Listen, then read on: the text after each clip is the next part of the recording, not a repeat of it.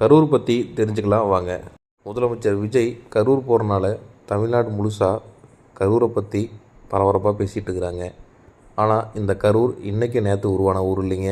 இது கிட்டத்தட்ட 2000 வருஷத்துக்கு முன்னாடியே சேரர்களோட தலைநகராக வஞ்சி மாநகர் என்றும் கரூர்னு இருந்துட்டு வருது.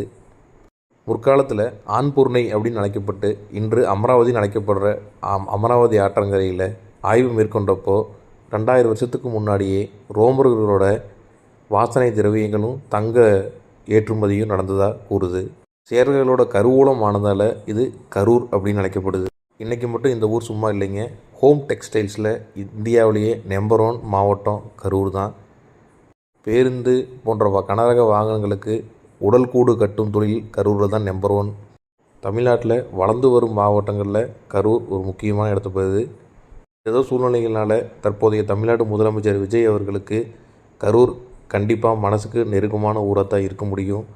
எனவே அவரோட முயற்சியில் கரூர் தமிழ்நாட்டிலையும் இந்தியாவிலையும் நம்பர் 1 மாவட்டமாக வருங்காலத்தில் மாறுன்னு எதிர்பார்க்குறோம். நன்றி, வணக்கம்.